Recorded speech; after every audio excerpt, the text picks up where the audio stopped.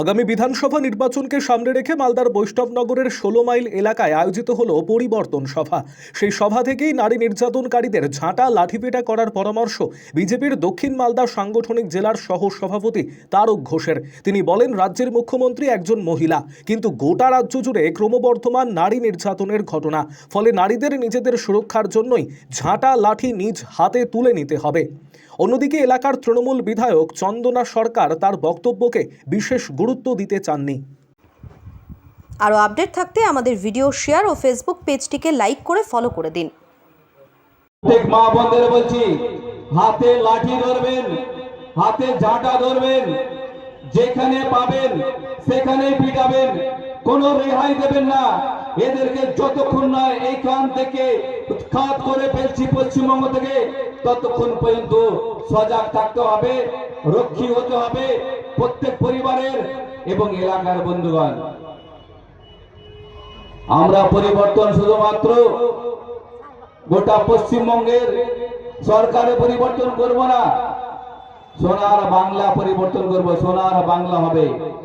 এই সোনার বাংলা গড়ে তুলতে গেলে আমাদেরকে প্রত্যেক মা বোনদের শিক্ষার সাথে সাথে যারা যুবক যুবতী, যারা শিক্ষিত বেকার যুবক, তাদের আমি যেটা বলেছি, মা বোনদের হাতে লাঠি এবং ঝাঁটা হাতে নিতে বলেছি। সেটা কেন বলেছি? আজকে পশ্চিমবঙ্গের মুখ্যমন্ত্রী মহিলা মুখ্যমন্ত্রী, এখানে বৈষ্ণব বিধানসভায় যিনি বিধায়িকা তিনি হচ্ছে মহিলা।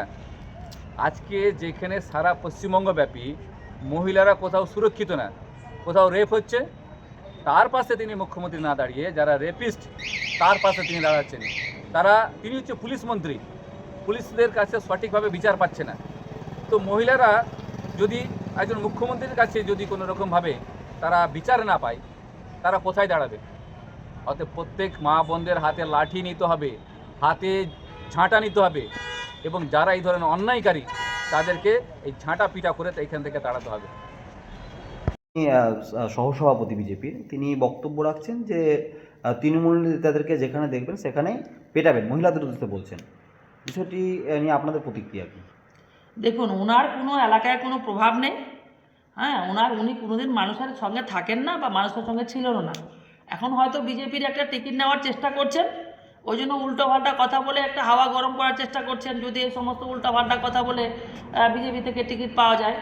তো মাঠের ময়দানে আমরা থাকি, অতএব ভোট আসছে, মাঠের ময়দানে আমাদের লড়াই হবে, লড়াইয়ের ময়দানে আমরা দেখা যাবে কে হারে কে জেতে, কে কাকে ঝাঁটা দিয়ে পেটায়, লাঠি দিয়ে পেটায়, সেটা তো দেখা যাবে, সময় আসতে দেখা যাবে।